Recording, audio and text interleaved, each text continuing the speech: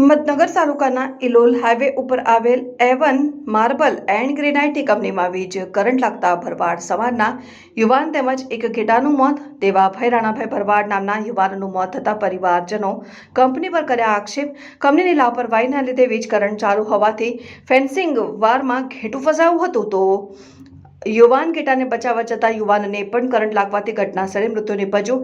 હિંમતનગર ગ્રામ police ઘટના સ્થળે દોડી આવી વધુ તપાસ હાથ ધરી આગળની કાર્યવાહી હાથ ધરી છે। Bureau report Rohitsinh Chauhan, Gujarat plus news.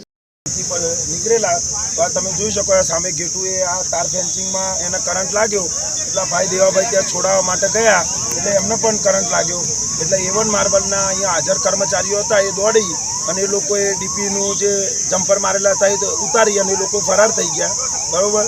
અને આમને શંકા છે કે આ ફેન્સિંગની અંદર કરંટ ફરતો હતો, બરાબર। અમને જ્યાં સુધી ન્યાય નહીં મળે ત્યાં સુધી બોડી અમે ઉપાડશું નહીં। જો ગુનેગાર નતા તો સ્થળ ઉપરથી સ્થળ છોડીને ભાગી કેમ ગયા, બરોબર? એટલે તમારો આક્ષેપ છે કે આક્ષેપ અમારો A1 માર્બલ વાળા ઉપર જ કે એમની ફેન્સિંગમાં જ કરંટ ફરતો। શું નામ છે તમારું? નામ મહેશભાઈ મારું નામ।